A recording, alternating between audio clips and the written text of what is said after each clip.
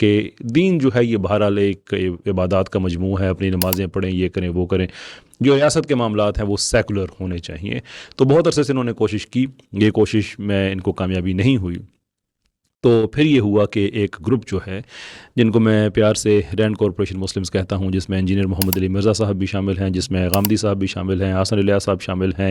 یہ ایک چھوٹا سا فرنج گروپ، انہوں نے اس کو انسورس کیا، ان کی سروسز لیں کہ اگر ہماری بات لوگ نہیں مانتے تو پھر ہم مذہبی اسکالرز جو ہیں ان کے منہ سے اگر یہی باتیں کہلوا دیتے ہیں تو اس سے ہی ہم یہ تاثر دینے میں کامیاب ہو جائیں گے کہ اسلام کا نہ کوئی اکنامک سسٹم ہے، اسلام کا نہ کوئی سسٹم ہے پولیٹیکل، نہ ہی اسلام کے اندر کوئی سوشل تھیوری ہے، بس ٹھیک ہے نماز شاز پڑھو، باقی جتنا ہے وہ سیکولر. آپ سے یہ پوچھنا چاہتا ہوں کہ ایک بہت ہی آج کل بہت لوگ آپ کے اوپر غامدی صاحب کے اوپر الزام لگاتے ہیں. رینڈ کارپوریشن کا آپ نے سنا ہے؟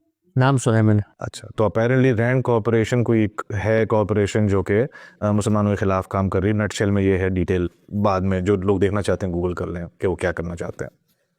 تو لوگ آپ پہ یہ لگا رہے ہیں الزام کہ جی آپ لوگ ان کے لیے کام کر رہے ہیں اور مسلمانوں کا سافٹ ویئر اور جو ہے مور لبرل اور مور ویسٹرنائزڈ ورژن آپ کریٹ کرنے کی کوشش کرو. جو بھی ساری چیزیں اگر آپ نے سنا ہو اس بارے میں تو اس کے اوپر اگر آپ کچھ کہنا چاہتے ہیں، لیکن کیا کہنا چاہیں گے؟ سنتے ہیں اس طرح کی باتیں، اس طرح کی بہت ساری باتیں سنتے ہیں. کوئی رینڈ کارپوریشن کہتا ہے، کوئی امریکی حکومت کہتا ہے، کوئی پتہ نہیں اور بھی کوئی اس طرح کے الفاظ ہم سنتے رہتے ہیں.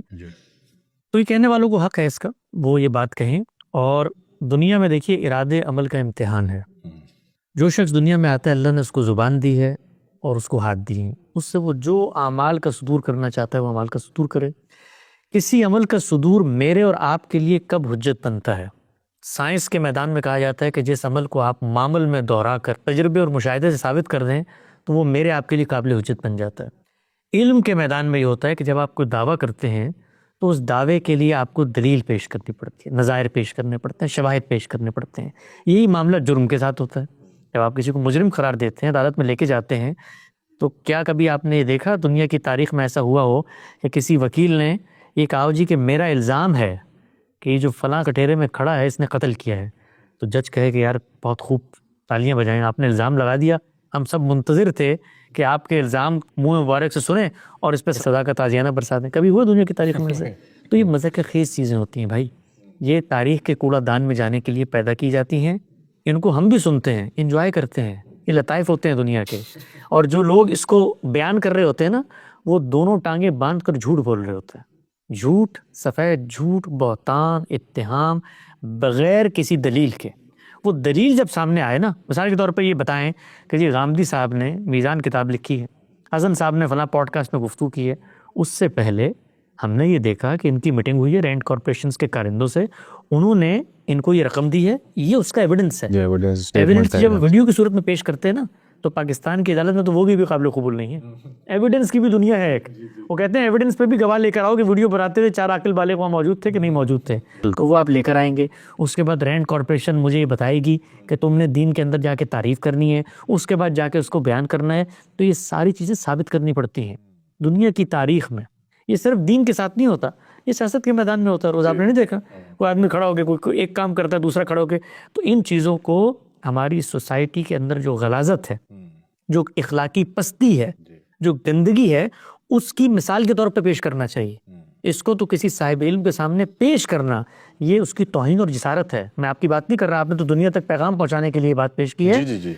یہ جہلا کے لطائف ہوتے ہیں. ہماری قوم میں اکثریت جہلا کی ہے اور وہ اس طرح کی چیزوں کو سن کے بڑے خوش ہوتے ہیں. تو یہ سب چیزیں کبھی آپ نے دیکھا ہے ابوالکلام آزاد، کبھی مولانا مودودی، کبھی شبلی نعمانی، ان کے دور میں اس طرح کے جہلا نہیں پیدا ہوتے ہوں گے. آج کو آپ کو نام پتہ ہے کسی کا؟ آج آپ کس کو جانتے ہیں؟ ابوالعلا مودودی کو جانتے ہیں. صحیح بات. آج آپ ابوالکلام آزاد کو جانتے ہیں. ابوالکلام آزاد پر اس زمانے میں درجنوں مولویوں نے کفر کے فتوے لگائے. جی کہاں ہیں وہ مولوی؟ تاریخ کے کوڑا دان میں. تو رینڈ کارپوریشن بھی گئی تاریخ کے کوڑا دان میں، اور الزام لگانے والے بھی. یہ لوگ جھوٹے لوگ ہیں. اور میں آپ کو ایک اور دلچسپ بات بتاؤں، یہ مسلمان ملت کی ایک بڑی بڑی محرومی ہے کہ وہ حقائق سے واقف نہیں ہوتے. ان کو یہ لگتا ہے کہ انسانوں کو اگر ڈرایا جائے، انسانوں کی شخصیت سے دنیا کو متوحش کیا جائے، انسانوں کو ڈسکریڈٹ کر دیا جائے، تو اس سے وہ نظریے پر کمپرومائز کرنے کے لیے آمادہ ہو جائیں گے. یعنی ان کا خیال یہ ہے کہ یہ رینڈ کارپوریشن کا الزام لگا کے، یہ امریکی حکومت کا الزام لگا کے مجھے یہ کہنے پر مجبور کر دیں گے حدیث تو مستقل بذات دین بیان ہوا ہے. صحیح بات. اگر سوچیں نا آپ، یعنی یہ چیز اگر میں علم اور استدلال سے حاصل کر کے نہیں قائل ہو سکا تو رینٹ کارپوریشن کی دھمکی سے میں قائل ہو جاؤں گا. تو یہ بیوقوف ہے، جہلا ہیں. اور جہلا کے بارے میں ہمیشہ سے ہمارے بڑے کہتے ہیں، امام شافعی کا مقولہ ہے کہ جب بھی کسی جاہل سے بحث کی تو میں ہار گیا. تو ہمارے سے اکثر یہ لوگ پوچھتے ہیں کہ جی ان کے بارے میں آپ کا کیا جواب ہے، ان لوگوں کے سامنے آپ بیٹھتے کیوں نہیں ہیں؟ بہت سارے لوگ ابھی ترس رہے ہوتے ہیں، تڑپ رہے ہوتے ہیں ہمیں کہ آئیں ہمارے ساتھ بیٹھیں جی گفتگو کریں. تو میں ان کو کہتا ہوں کہ جہالات سے بحث کرنے کا فائدہ نہیں اور عقل مندوں پہ بات پہنچانے کی حاجت نہیں. تو وہ ہماری بات سن رہے ہیں، سمجھ رہے ہیں، ان تک پہنچ رہی ہے. اور جو لوگ ہمیں بٹھا کر ہم پر یہ اعتماد حجت کرنا چاہتے ہیں وہ رینٹ کارپوریشن کے ہیں، تو وہ ذرا شواہد قوم کے سامنے لے آئے نا، اور جس وقت لے آئیں گے تو دودھ کا دودھ پانی کا پانی ہو جائے.